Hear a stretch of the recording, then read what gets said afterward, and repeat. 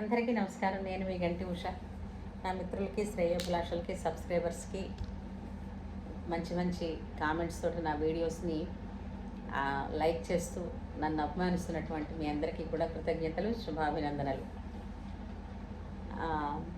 ఈ మధ్యన కొన్ని పాటల ప్రోగ్రామ్స్లోని ఆ పాటల ప్రోగ్రామ్ తాలూకు జరిగే రిహార్సల్స్లోని కొన్ని గమనిస్తున్నాను నేను. ఆఖరికి చెప్పి ఆర్కెస్ట్రా వాళ్ళు కూడా విసిగెత్తిపోయి ఇంకా వాళ్ళే కాంప్రమైజ్ అయిపోయి వీళ్ళు ఏదంటే అదే అనేస్తున్నారు వాళ్ళు కూడా. ఎందుకంటే ఎవరేమన్నా ఎవరి డబ్బులు వాళ్ళకి వచ్చేస్తే పాపం వాళ్ళు నేర్పించాలని ప్రయత్నం చేస్తున్నారు, కానీ నేర్చుకోవడానికి ఎవరికి ఇంట్రెస్ట్ తక్కువ, రాదర్ ప్రజెంట్ చేయడానికన్నా. అంటే నేర్చుకోవడం కన్నా ప్రజెంట్ చేయడం మీద ఉన్నంత ఇంట్రెస్ట్ నేర్చుకోవడంలో లేదు. కాబట్టి పాట తాలూకు క్వాలిటీ చాలా వరకు దెబ్బతింటుందని చెప్పాలి. ఈ విషయంలో మొన్న నా ఒక ప్రోగ్రాంకి జరిగే రిహార్సల్లో సుశీలమ్మ గారి పాట నీవు లేక వీణ పలుకలేనన్నది పాట.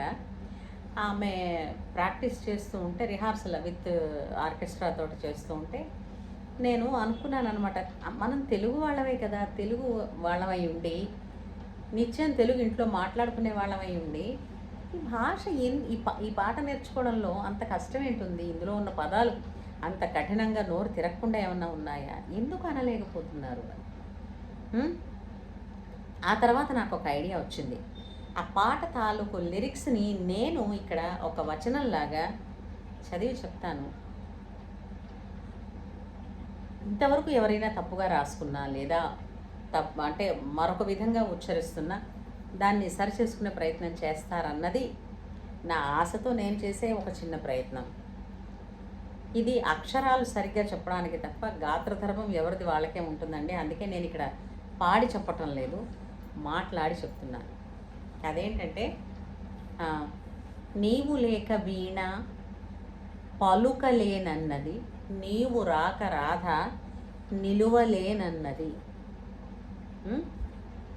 తర్వాత మొదటి చరణం, జాజి పూలు నీకై రోజు రోజు పూచే, చూచి చూచి పాపం సొమ్మసిల్లిపోయే, చందమామ నీకై తొంగి తొంగి చూచి సరసను లేవని అలుకలు బోయే, పోయే కాదు అలుకలు బోయే. మళ్ళీ పల్లవి, నీవు లేక వీణ.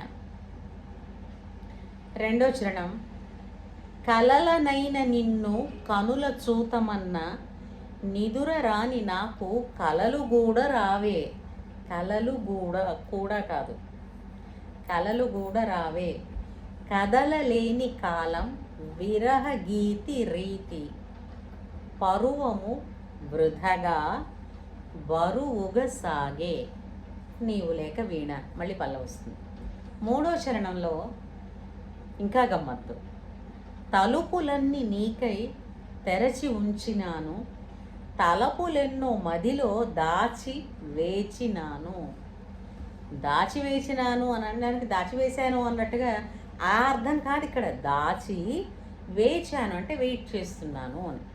తలుపులు తీసి ఉంచాను, తలపులు అంటే ఆలోచనలు, ఊహలు ఎన్నో మదిలో దాచి కాచు కూర్చున్నాను అని చెప్పడం.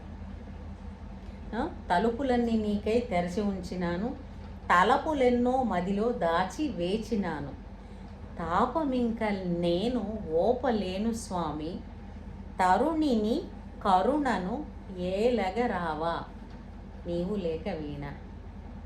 బాగుందా?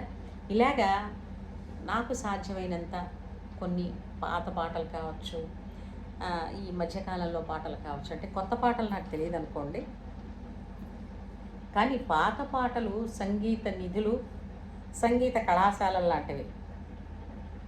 పాత పాటలు కొన్ని నేర్చుకుంటూ ఉంటే ఆ పాట ఈ పాటలు పాడడం చాలా సులువైపోతుంది. అందుకని వాటిని అనడంలోనూ ఉచ్చారణలోనూ ఎలాగ అన్నది నేర్చుకుంటూ ఉందాం. హోప్ మీకు ఇది నచ్చిందని నేను అనుకుంటున్నాను. మీకు నచ్చితే లైక్ చేయండి, షేర్ చేయండి, సబ్స్క్రైబ్ చేయండి. ఉంటాను.